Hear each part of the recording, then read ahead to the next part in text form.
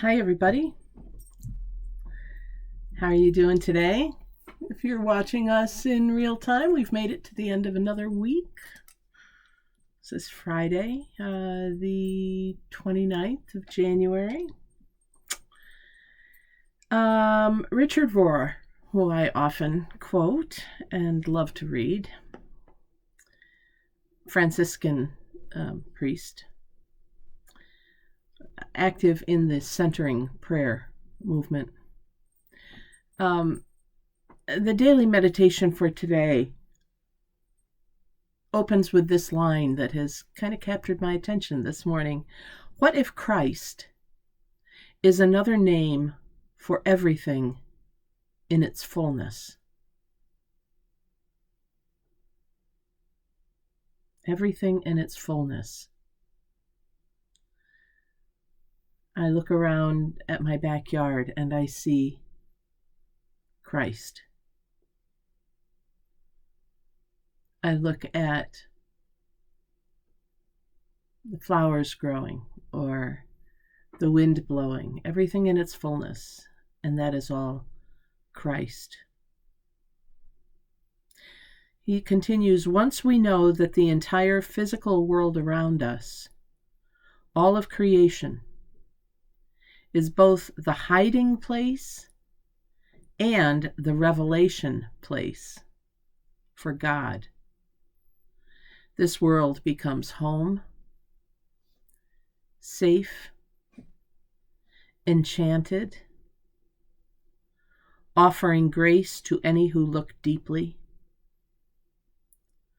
I call that kind of deep and calm seeing contemplation.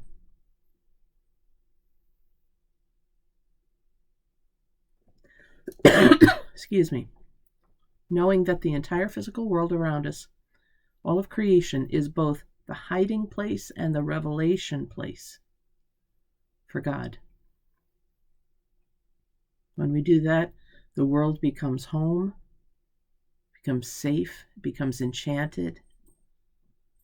It offers grace to any who look deeply.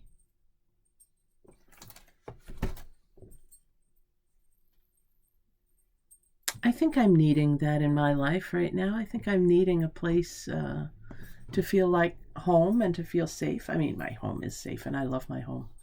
I'm talking more about the world as I see it.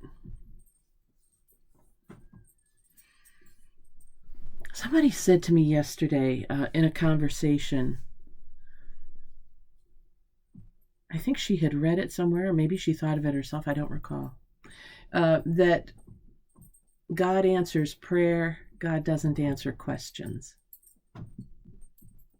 Isn't that a good one? I've been thinking about that ever since she said it to me yesterday. God answers prayer, but God doesn't answer questions. And somehow that's linked, I think, to this idea of contemplation. Because God is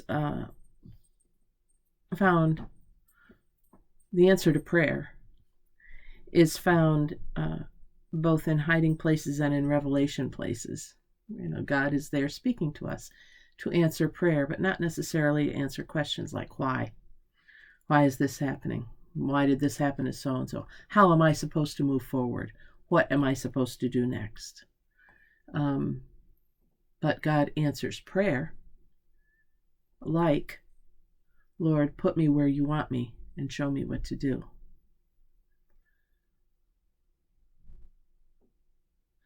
Very subtle difference, I think, and yet really deeply profound. How God answers prayer, but not questions. What if Christ is another name for everything in all its fullness?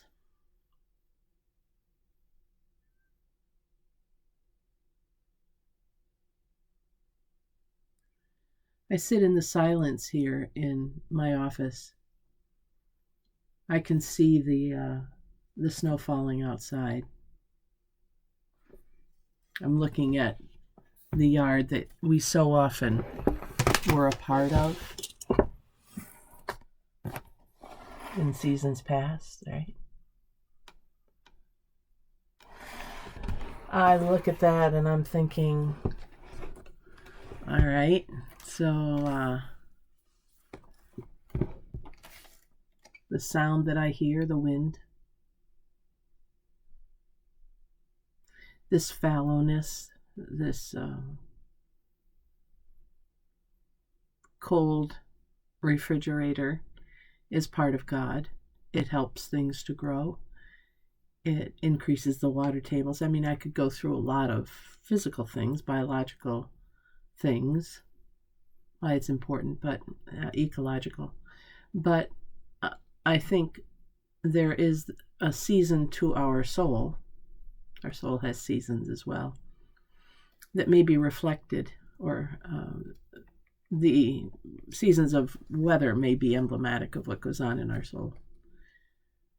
And what is winter for you? If Christ is indeed another name for everything in its fullness, what is the fullness of what's going on in your soul now? Where is Christ in your soul now? What is this season that's going on for you now? What is the fullness? Because the more I think that we look at that, the more we find God in those places. Those places that both reveal and hide.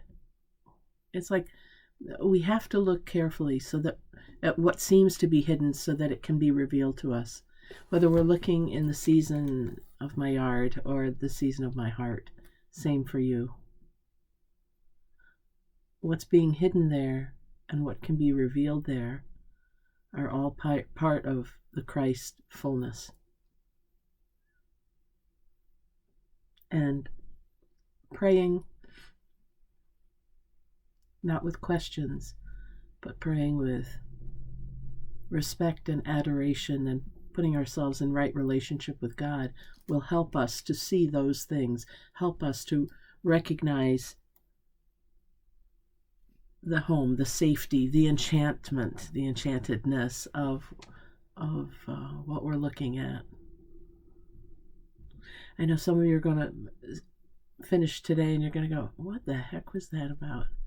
But some of the rest of you are going to say, I get it. It's just finding the words for it is so hard. There are no right words, I think, to talk about that deep revelation of God that comes in the seasons of our soul. What season are you in? It doesn't have to be, the cold winter.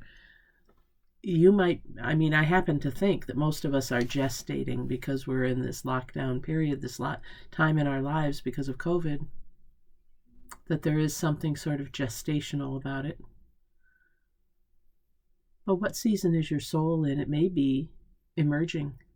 Your soul may be celebrating an Easter resurrection right now. I don't know. Maybe that's what we should be thinking about over the weekend. The seasons of our soul. How we find that fullness of Christ, where Christ is another name for everything in its fullness. And how are we coming into our fullness? How are we coming into Christ in our own lives? That should keep you busy over the weekend, don't you think?